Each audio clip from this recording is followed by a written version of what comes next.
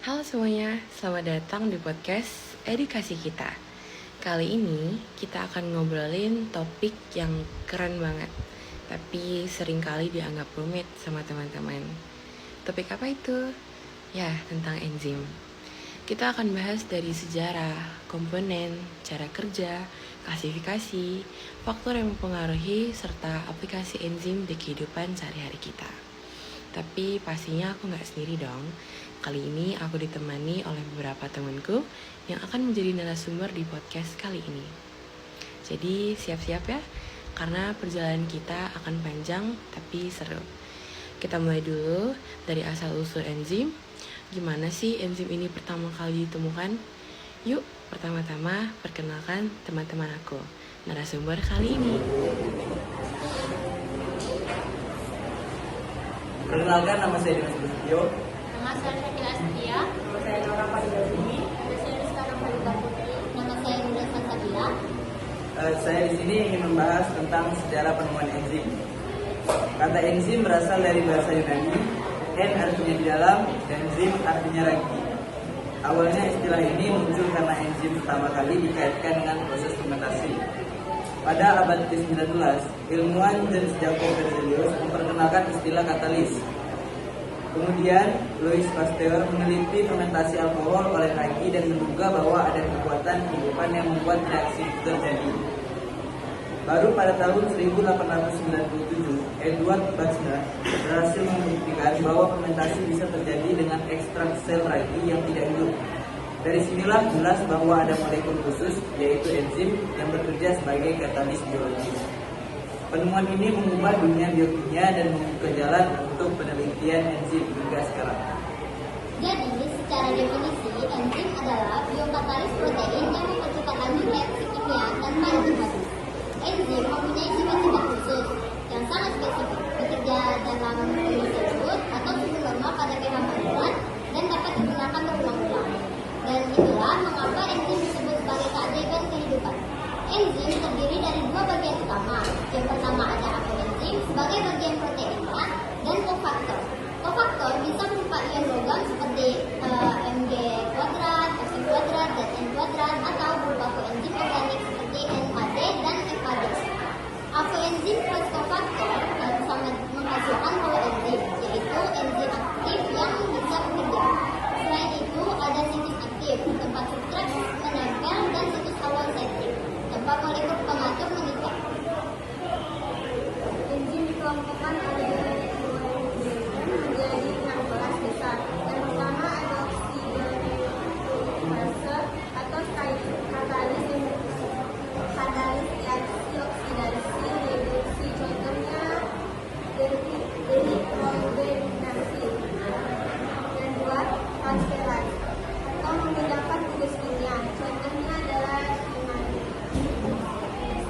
Yang ketiga ada hidrolase, memutuskan ikatan dengan penambahan air, contohnya lipase atau amilase.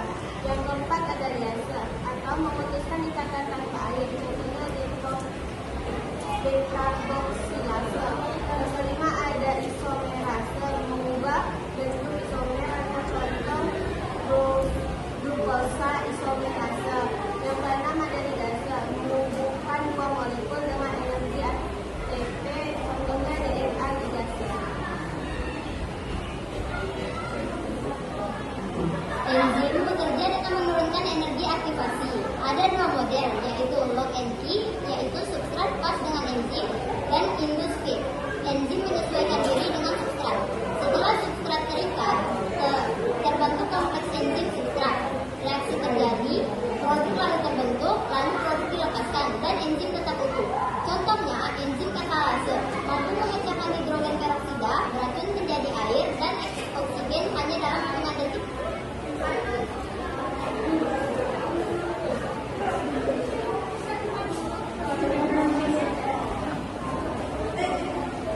Lalu faktor yang mempengaruhi kerja enzim. Pertama itu suhu. Enzim manusia optimal di sekitar 30 derajat Celcius. Terlalu panas bisa dinaturasi. Kedua, pH. Pepsin optimal di pH asam lambung, amilase di mulut optimal pH netral. Tiga, konsentrasi substrat. semakin banyak substrat, semakin cepat reaksi sampai titik jenuh. Keempat, inhibitor. Ada yang kompetitif, substansi palsu bersaing, non-kompetitif, menempel di tempat lain, dan allosterik mengatur enzim. Yang kelima, ada juga regulasi metabolik. Misalnya, produk akhir bisa menghentikan kerja enzim di awal jalur metabolisme.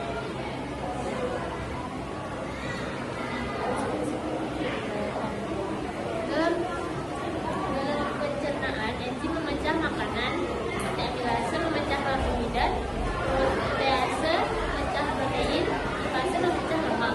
Dalam metabolisme energi, enzim reaktivasi sel mengubah glukosa menjadi ATP. Dalam sistem imun, enzim lisodim bisa menghasilkan antibakterium. Aplikasi enzim dalam kehidupan dan enzim yang digunakan protein protein amilase roti susu bebas dosa industri tekstil servis radio dipakai untuk finishing kain bedding.